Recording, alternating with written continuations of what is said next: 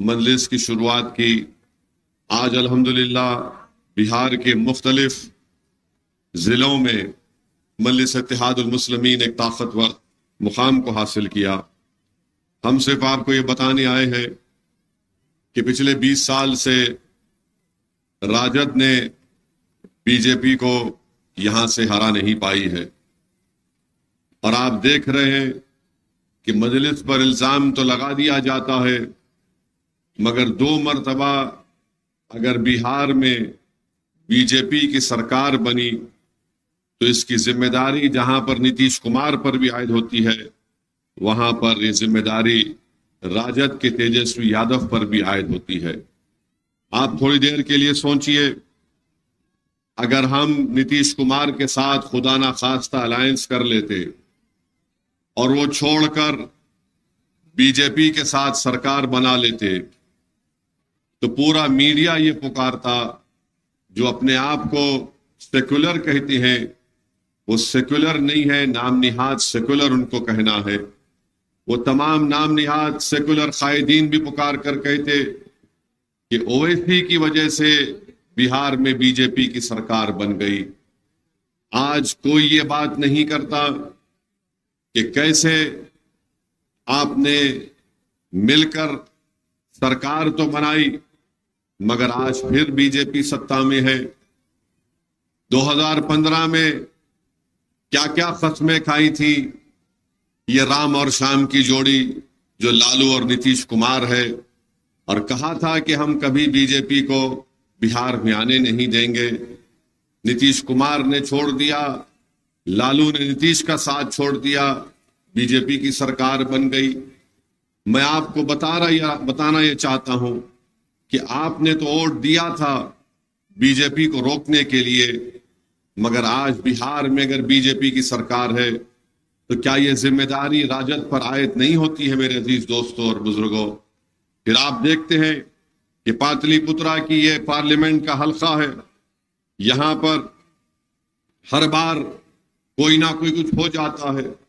ये बीजेपी के उम्मीदवार हैं रामकृपाल यादव, ये कहां से आए बताइए आप? ये कौन सी पार्टी छोड़कर गए?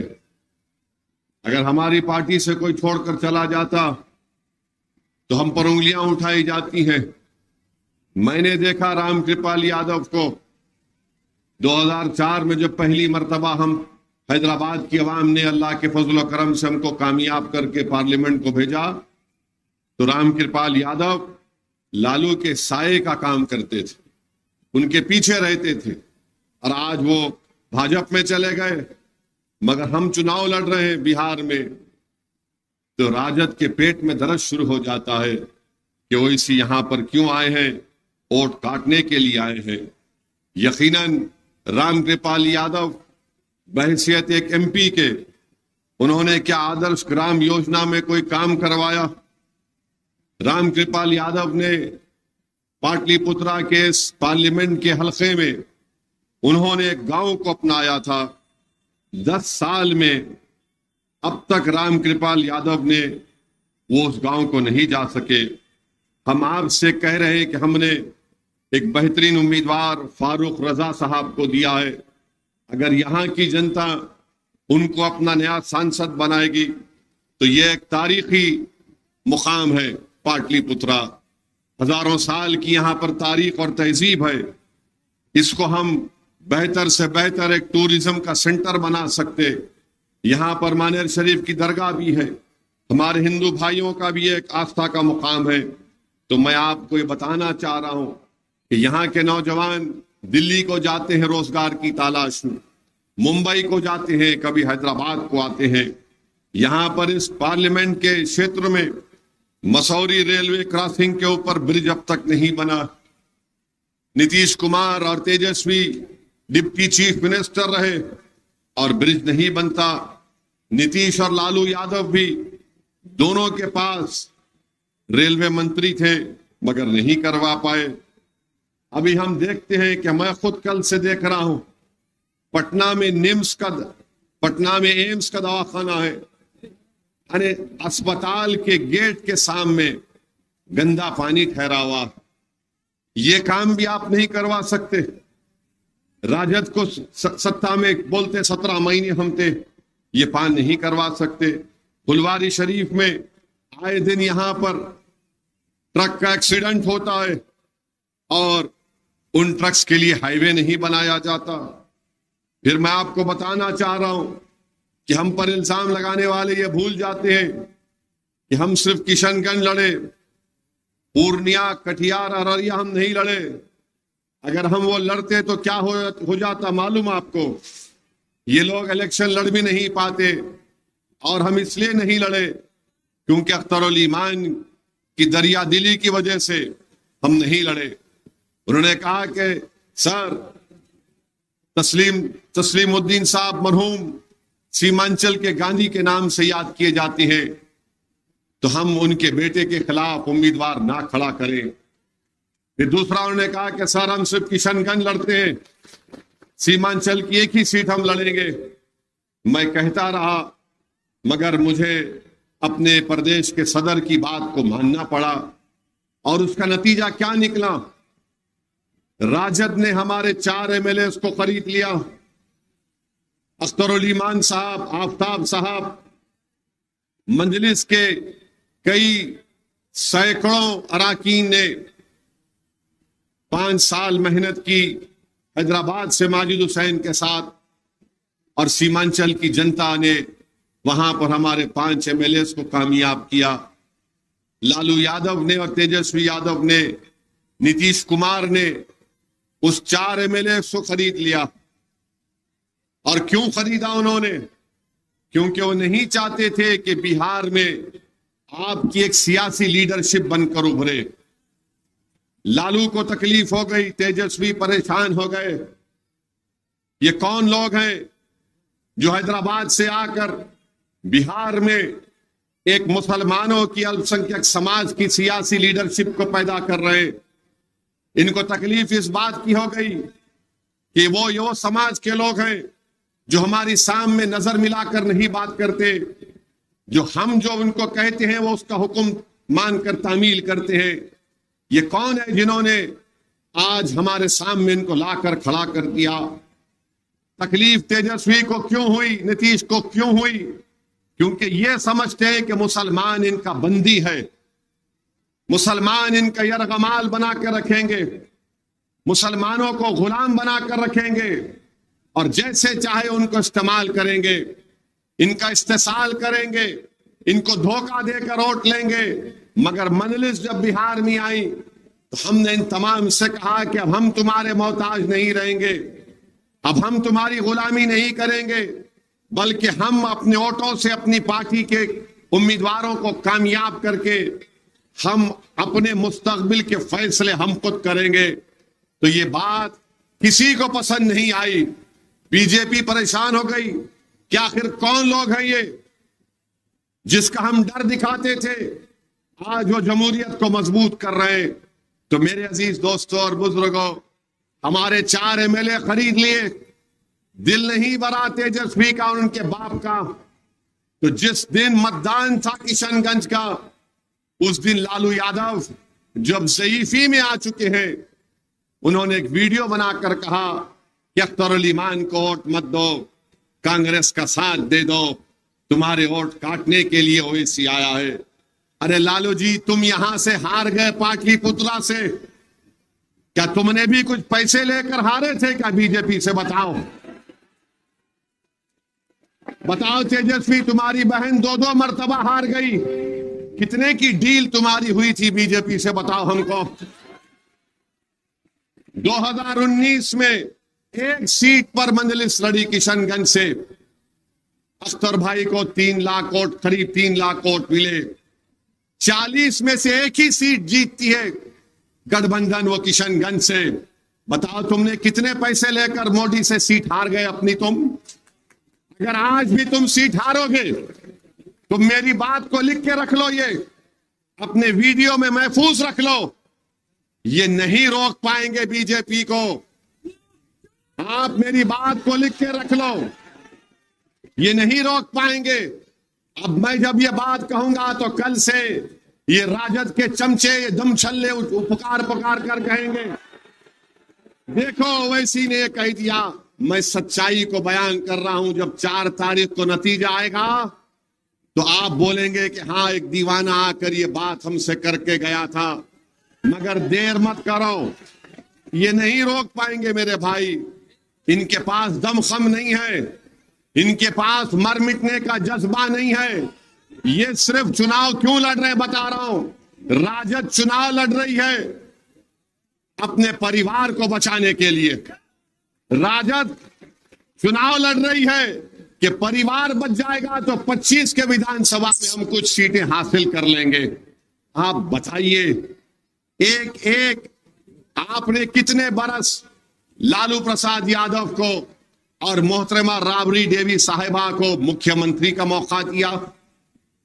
उनके 2-2 बेटों को आपने विधायक बनाया, मंत्री बनाया, डिप्टी चीफ मिनिस्टर बनाया। अब लालू जी का दिल नहीं भरता है तो कह दिए कि अब मेरी 2-2 बेटियों को भी मैं सांसद बनाऊंगा। क्या यहां से आपके दरमियान में कोई पाटलिपुत्रा का एमपी नहीं बन सकता था? क्या आप में काबिलियत नहीं है? मगर नहीं, वो सिर्फ यही चाहते हैं कि परिवार को बचाया जाए। और फिर इसीलिए अपनी दोनों बेटियों को उन्होंने उम्मीदवार बना दिया। 22 उनके उम्मीदवार राजद ने दिए। अगर आप माले को मिला लेंगे और फिर आप सीपीआई को मिला लेंगे, मल्ला की वीआईपी पार्टी को मिला लेंगे तो 32 उम्मीदवार में सिर्फ 2 मुसलमान हैं और 17% आबादी मुसलमानों की बिहार में है।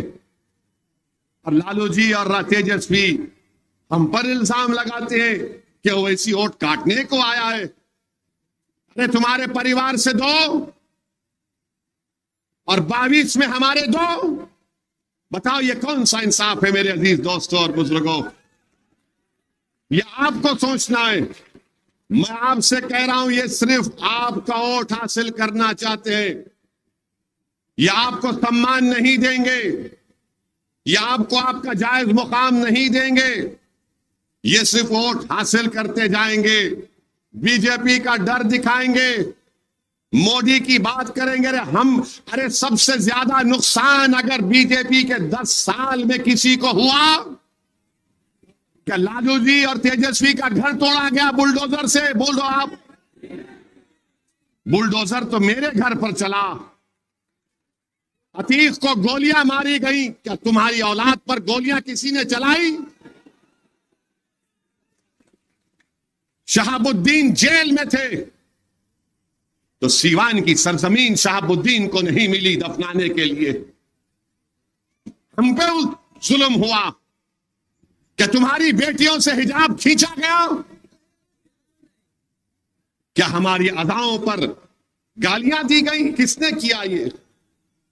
100 साल का मदरसा बिहार का जला दिया गया।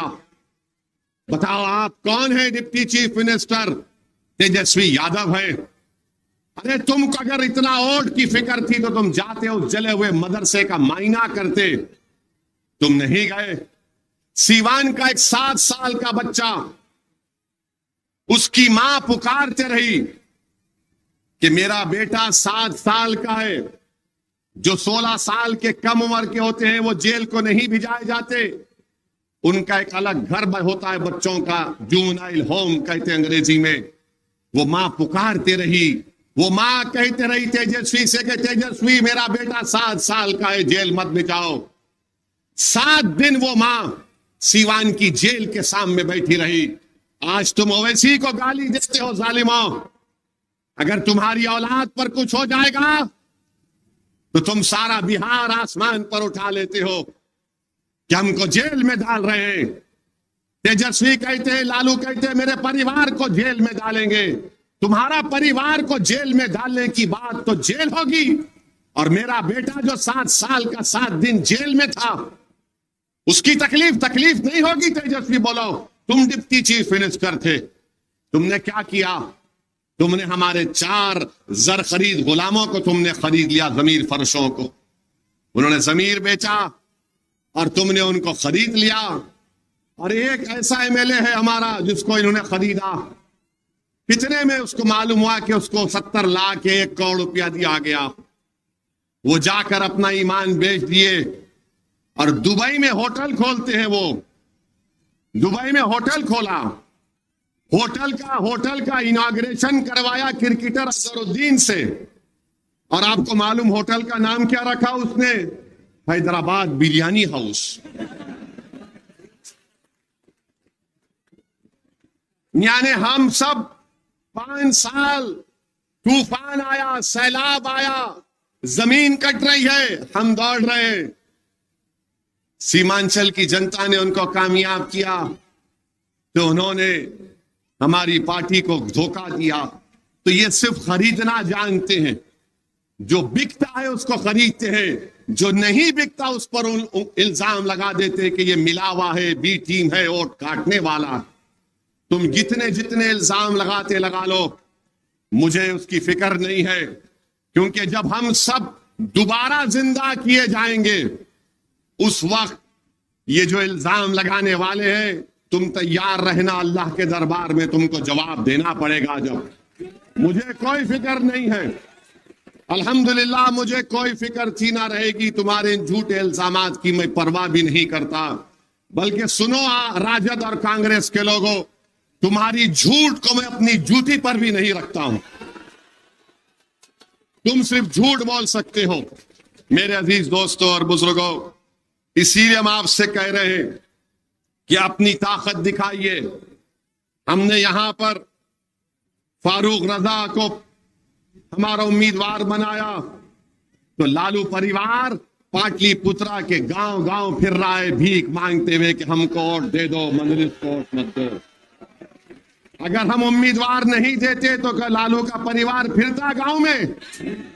मगर क्योंकि यहां से हमने एक शेर को उतारा तो शेर के डर से सब भाग रहे हैं। इनको डर इस बात का है, अगर यहां से फारूक रजा आगे बढ़ जाएगा, यहां की जनता में सियासी क़ियादत का पैगाम पहुंचा देगा जो होगा, तो तेजस्वी को इस बात का डर है कि अगर इस चुनाव में नहीं रोक पाए तो विधानसभा में ये तो हमारी गिल्ली को उड़ा देंगे। हम उड़ाएंगे तुम्हारी गिल्ली को इंशाअल्लाह। तुम ये समझ रहे हो कि हम सिर्फ ये पार्लियामेंट का चुनाव लड़के चले जाएंगे, पाटलिपुत्रा से नहीं जाएंगे। लिख के रख लो तेजस्वी और तुम्हारा परिवार, जब विधानसभा का चुनाव आएगा तो यहां पर जितने विधानसभाएं, वहां से मजलिस अपना प्रत्याशी उम्मीदवार को खड़ा करेगी और ओवैसी खुद आएगा प्रचार करने के लिए, जैसा आज मैं आया हूं।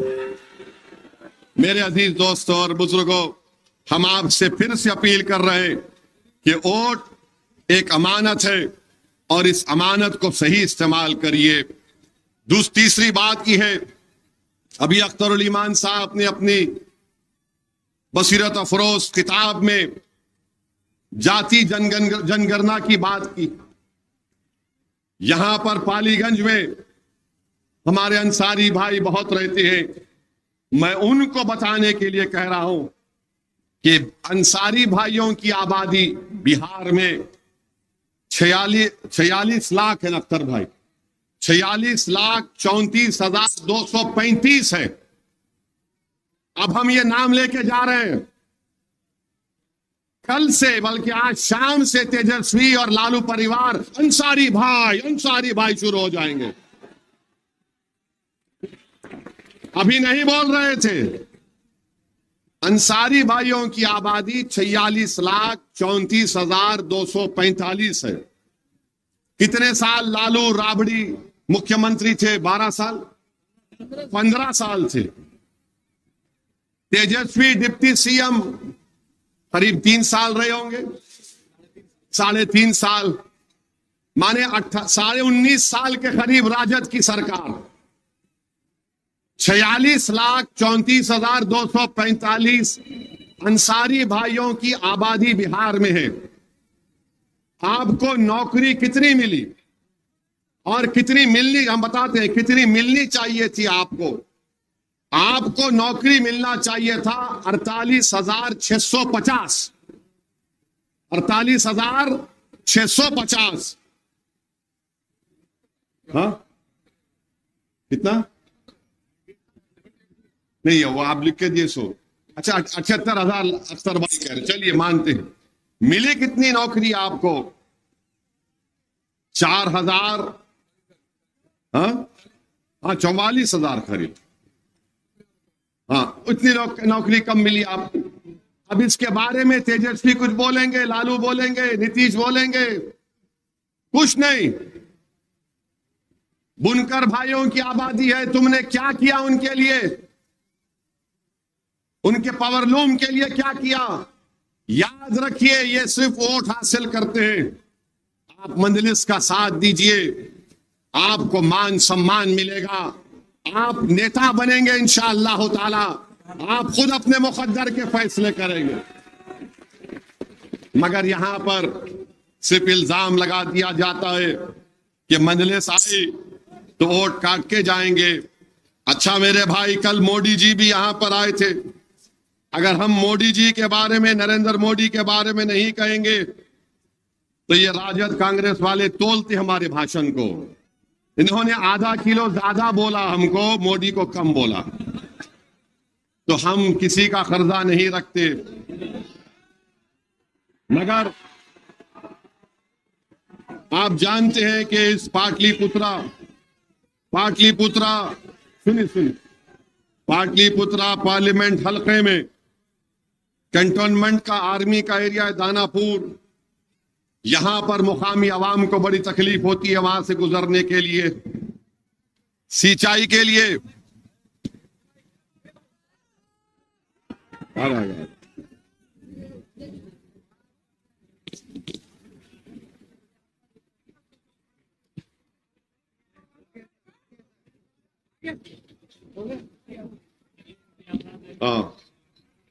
सिंचाई के लिए पालीगंज में किसान को पानी नहीं मिलता, और फिर जो नदी के किनारे का इलाका है दियारा, वहां पर आज भी लोग विकास के लिए तड़प रहे हैं। नौबतपुर के अतराफ के इलाकों में जराइम में इजाफा हो गया। यहां पर इतना बड़ा काम टूरिज्म के लिए हो सकता है, मानेर शरीफ की दरगाह है, और हमारे हिंदू भाई के लिए उलार सूर्या की मंदिर है। गवर्नमेंट के स्कूलों में टीचर नहीं है। पालीगंज में बस डिपो का काम शुरू हुआ है, मगर कितने बसेस चलती हैं वो आप बेहतर जानते हैं। फिर किसान परेशान है, कीमतें उसको नहीं मिलती हैं। तो मैं और एक बात आपको बताना चाहूंगा। नरेंद्र मोदी कल यहां पर आए थे, इसी पार्लियामेंट के क्षेत्र में आए थे, और आकर नरेंद्र मोदी ने क्या कहा? वोट जिहाद की बातें उन्होंने की। मोदी ने कहा वोट जिहाद। मोदी ने लफ्ज मुजरा भी अपने जबान से निकाल दिया। मोदी जी, आपने पाटलिपुत्रा को आकर मुजरा की बात की, तो असदुद्दीन ओवैसी आपसे पूछना चाहता है मोदी जी, पिछले 3 साल से चीन भारत की 2000 स्क्वायर किलोमीटर जमीन पर कब्जा करके बैठा है। 2000 स्क्वायर किलोमीटर पर। मोदी जी, आप चीन को नहीं हटा रहे तो क्या आप डिस्को डांसिंग कर रहे थे चीन के साथ? आप ये समझ रहे हैं कि आप मुजरा बोलेंगे तो हमारे मुंह में जबान नहीं है मोदी जी, बहुत बोल सकते हम, आपकी आरएसएस की तारीख को बयान कर सकते। चीन को नहीं हटा रहे, चीन कब्जा करके बैठा है, तो मालूम हुआ मोदी जी डिस्को डांसिंग कर रहे हैं चीन के साथ। फिर मोदी जी कल बोले मुजरा। मोदी जी, वो जो धर्म संसद हो रहा है जिसमें अल्पसंख्यक समाज के मुसलमानों को, उनकी महिलाओं को गालियां दी जा रही है, तो आप उनके साथ भांगड़ा कर रहे थे। आप उनके साथ भांगड़ा कर रहे थे। मोदी जी, जो लोग बुलडोजर चला रहे और जो लोग CAA कानून को लागू करके हमारी शहरियत हमसे छीनना चाह रहे, आप उनके साथ भरतनाट्यम कर रहे हैं मोदी जी। मेरे अजीज दोस्तों और बुजुर्गों, ये इनका मामला है। नौजवानों, अब तो मोदी जी ये कह रहे हैं कि मैं बायोलॉजिकल तरीके से पैदा नहीं हुआ। आप और हम तो पैदा हुए ना अम्मा की पेट से, हमारे पैदा हुए ना। अब मोदी जी बोल रहे हैं कि मैं ऐसा नहीं पैदा हुआ।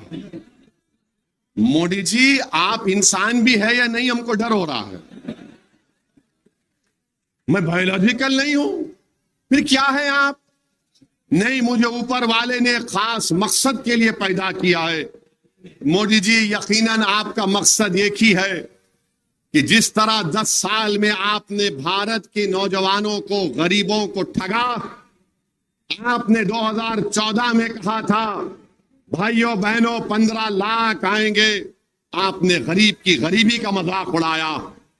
आपने कहा था 2 करोड़ नौकरियां दूंगा, आपने भारत के नौजवानों का मुकद्दर बेरोजगारी बना दिया। फिर 2019 का चुनाव आया तो मोदी ने कहा भाइयों बहनों मैं चौकीदार, कहा था ना मैं चौकीदार। आप सोचिए, अच्छे दिन से 15 लाख, फिर चौकीदार, अब चौकीदार से कह रहे हैं कि मैं खुद एक भगवान हूं। अब वो कहना बाकी है। अब बताइए देश है ये क्या है? जो प्रधानमंत्री बनता है, जो सांसद बनता है, जो विधायक बनता है, जो सरपंच बनता है, जिला परिषद चेयरमैन बनता है, वो आवाम का खादिम होता है, वो आवाम से बड़ा नहीं होता है। अब देश के प्रधानमंत्री मोदी जी कह रहे कि मैं भारत से बड़ा हूं, मुझे ऊपर वाले ने खास मकसद के तहत पैदा किया। मोदी जी, आपने जो मकसद आपका था आपने सब पूरा कर लिया उसको। गरीबों को और गरीब कर दिया, मुफलिसों को और आपने परेशान कर दिया। गरीब परेशान है, नौजवान भटक रहा है नौकरी के लिए, नौकरी नहीं मिलती उसको। आज जिस तरह मोदी ने आर्मी में, फौज में, एयरफोर्स में 4 साल की नौकरी कर दी। कई बिहार के बच्चे जो इम्तिहान लिखकर फौज में जाते थे, उनके लिए एक बड़ा फख्र की बात होती थी कि हम भारत की फौज में हैं, एयरफोर्स में हैं। तो मोदी जी ने उन गांव के गरीब बच्चों को कह दिया कि तुम 4 साल की तुमको नौकरी मिलेगी और 4 साल के बाद तुमको पेंशन नहीं मिलेगा। 4 साल के बाद तुमको चंद लाख रुपए दे दिए जाएंगे, तुम्हारे बच्चों की शिक्षा का इंतजाम नहीं होगा। मैं बिहार के युवाओं से, भारत के युवाओं से कह रहा हूं, अगर मोदी तीसरी मर्तबा वतन अजीज के वजीर आजम बनेंगे तो सीआरपीएफ में, बीएसएफ में, रेलवे पुलिस फोर्स में, आईटीबीपी में सबको 4 साल की नौकरी देंगे और उसके बाद उनको बेरोजगार कर देंगे। और जहां जहां बीजेपी की सरकार होगी वहां पर भी पुलिस में कहेंगे कि पुलिस की भर्ती होगी तो सिर्फ 4 साल की होगी। बताओ नौजवानों, युवाओं, तुम कब तक ओवैसी के नफरत को लेकर मोदी का साथ दोगे? तुम मुझे गाली दो, मगर ये तो बताओ कि तुमको नौकरी मिली, तुम्हारे घर में चिराग जल रहा है। अरे तुमको डराया जा रहा है एक दाढ़ी वाले और टोपी पहनने वाले से, तुमको डराया जा रहा है मस्जिदों के मीनार दिखाकर, तुमको डराया जा रहा है हमारे लिबास को दिखाकर। सुनो नौजवानों, यही मस्जिदों के मीनार थे जिनसे सदाएं आती थी कि अंग्रेजों के खिलाफ जिहाद करो। यही मस्जिदों के खतीब और इमाम थे जिन्होंने बिहार में जिना के पैगाम को ठुकराया। आप तो अंसारियों की बस्ती है, आपके बुजुर्गों ने पाकिस्तान के पैगाम को ठुकराया था। बताइए, आप आज हमको गाली दी जा रही। तो मैं आपसे अपील करने आया हूं कि आप मजलिस को मजबूत करिए। हम कभी भी किसी समुदाय के खिलाफ थे ना है ना कभी रहेंगे इंशाअल्लाह ताला। हमारा मकसद एक ही है कि जो कमजोर है उसको इंसाफ मिले, जो गरीब है उसको रोजगार मिले। हमारा मकसद एक ही है कि हिस्सेदारी जब होती है तो सबको बराबर मिलना चाहिए। यह सामाजिक न्याय नहीं है कि सिर्फ एक ही परिवार के घर में 2 एमएलए भी रहे, 2 MP भी बन जाए, खुदा ना खास्ता। कब तक ये नाइंसाफी चलेगी? ये अराजक की बात करने वालों, बताओ कौन सा प्रोग्राम उनके पास है? क्या करना चाहते हैं तुम बताओ? इनकी एक बड़ी दास्तान है। दूसरी तरफ बीजेपी है जो एक भी टिकट किसी मुस्लिम अल्पसंख्यक समाज को नहीं देती है। और नरेंद्र मोदी मुसलमानों को घुसपैठी कहते हैं, हमारी बेटियों को बदनाम करते हैं कि हम बच्चे ज्यादा पैदा करते हैं, जो सरासर झूठ है। आप जानते हैं कि नरेंद्र मोदी के पिताजी ने भी 6 बच्चों को पैदा किया था। आप जानते हैं कि अमित शाह के वालिद ने भी 6 बेटियां पैदा की थी।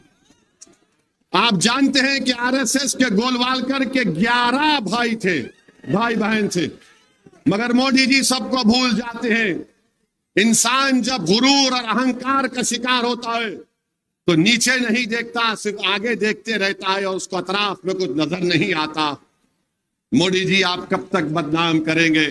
10 साल में आप देख रहे हैं कि बीजेपी को जब से सत्ता मिली, भारत के 17 करोड़ गयूर मुसलमानों को बदनाम करने के लिए लव जिहाद के नाम पर झूठी पिक्चर बनाई जाती है।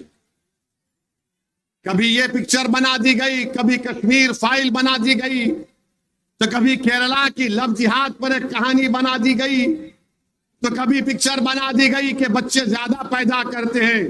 अरे पिक्चर बनाने वालों, तुम कब तक मुसलमानों का थूक चाटते रहोगे? बताओ, देश में बेरोजगारी पर क्यों नहीं बनाते पिक्चर? अरे मुसलमानों का तलवों को चाटने वालों, बताओ भारत में बेरोजगारी कितनी है? बनाओ ना पिक्चर। उस पर नहीं बनाएंगे, क्योंकि बनाएंगे तो इनके बाप मोदी नाराज हो जाएंगे। मगर तुम पिक्चर बनाने से तुम कुछ नहीं कर सकोगे। तुम कुछ बदनाम करने की कोशिश नहीं कर पाओगे। जो दीन सच होता है, हक है, वो हक रहेगा इंशाअल्लाह ताला। मगर ये सबको सब मौका मिल रहा है क्योंकि बीजेपी सत्ता में है। मैं आपको तारीख में लेके जाना चाहता हूं। 1930 हिटलर का जमाना है, जर्मनी है, और जर्मनी में भी हिटलर भी ऐसा ही करता था। पिक्चर बनाता था, बदनाम करता था यहूदियों को। कभी उनको कहते थे कि इनको जर्मनी से मोहब्बत नहीं, कभी इनके खाने को निशाना बनाया जाता था। और उसके बाद क्या हुआ? 60 लाख यहूदियों को हिटलर ने गैस के चेंबर में डालकर उनको मरवा दिया। मेरे भाई, होश में आओ, दोस्त को पहचानो। दुश्मन तो अपने अज़ाइम को खुलकर बयान कर रहा है। अगर आज आप इस फर्क को महसूस नहीं करेंगे तो याद रखो, ये जो मासूम बच्चे 12 और 14 साल के हैं, वो कल तुमसे पूछेंगे कि बताओ अब्बू, जब हमारे बर्बादी के पूरे मंसूबे बनाए जा रहे थे, आपने उन मंसूबों को कैसे नहीं रोक पाए? क्या जवाब होगा तुम्हारे पास? क्या जवाब होगा तुम्हारे पास? सोच लो। हम तो कोशिश करते हैं, करते रहेंगे। हमारा मकसद एक ही है कि भारत की राजनीति हो, बिहार की राजनीति हो। जब यहां पर हर समुदाय का एक लीडर है, तो बताओ मुस्लिम अल्पसंख्यक समाज का कौन नेता है? तुम कब तक तेजस्वी को, लालू को, नीतीश को अपना नेता बनाते रहोगे? तुम कब तक इनको मोटा करते रहोगे? तुम कब तक झोली भर भर कर उनको वोट देकर हमारे अरमानों पर, हमारे लाशों पर उनके सियासी महल को तुम कब तक तामीर करवाते रहोगे? मेरे अजीज दोस्तों और बुजुर्गों, मेरी आपसे अपील है कि अपनी अहमियत को जानिए, अपने एक वोट का सही इस्तेमाल करिए। यकीनन बीजेपी को रोकना है। क्यों नहीं रोकेंगे बीजेपी को? आज बीजेपी कह रही है कि यकसा सिविल कोड को नाफिज करेंगे। यकसा सिविल कोड का मतलब यह है कि उत्तराखंड में बीजेपी की सरकार है, वहां पर बीजेपी ने यकसा civil code, uniform civil code का कानून बनाया और उत्तराखंड के मुसलमानों से कह दिया कि तुम्हारी शादी खुदबे निकाह से नहीं होगी, स्पेशल मैरिज एक्ट के तहत होगी। तुम्हारे बेटे और बेटी का निकाह गवाह से नहीं होगा, दुल्हन को और तुम्हारी बेटी को और तुम्हारी बीवी को मेहर नहीं दिया जाएगा। तलाक होगा तो किसी और दूसरे समुदाय के मजहबी कानून के मुताबिक होगा। बताओ, अगर कल पार्लियामेंट में यकसा सिविल कोड का कानून लाया जाएगा तो क्या तेजस्वी यादव खड़े होकर उसको फाड़ेंगे या वैसे उसको फाड़ेगा? आप फैसला कर लो। तो मेरी आप तमाम से गुजारिश है कि आप अपना एक वोट का इस्तेमाल करिए। यकीनन इंशाअल्लाह ताला अगर 4 तारीख को नतीजे आएंगे और इंशाअल्लाह अगर बीजेपी की हुकूमत नहीं बनेगी तो मजलिस इत्तेहादुल मुस्लिमीन उस बीजेपी की हुकूमत को रोकने के लिए किसी और को इस वतन अजीज का वजीर आजम बनाने के लिए हम पूरा समर्थन और तायीद करेंगे। मैं आपसे वादा करके जा रहा हूं। मगर मेरे भाई, जब तक हम अपनी ताकत को नहीं दिखाएंगे कोई हमारे करीब भी नहीं आएगा। जब हम मुत्तहिदा तौर पर अपने ताकत को दिखाएंगे तो यकीनन सब आएंगे, तभी तो आपकी तकालीफ और मसाइल दूर होंगे। वरना आज आप सिर्फ वोट डालने वाले बन गए, आप वोट लेने वाले नहीं बन पाए। मजलिस का पैगाम यह है कि वोट लो, नेता बनो, राजनेता बनो, लीडर बनो, अपने मसाइल को खुद हल करो। ये मजलिस का पैगाम है। आप तमाम का बहुत बहुत शुक्रिया। आप आए और याद रखिए, आपको हिम्मत और हौसले से काम करना है। और किसी शायर ने अच्छा कहा था कि जिंदा रहना है तो मीरे कारवां बनकर रहो। जिंदा रहना है तो मीरे कारवां बनकर रहो। इस जमीन की पस्तियों में आसमान बनकर रहो। इस जमीन की पस्तियों में आसमान बनकर रहो। बहुत बहुत शुक्रिया। अस्सलाम वालेकुम व रहमतुल्लाह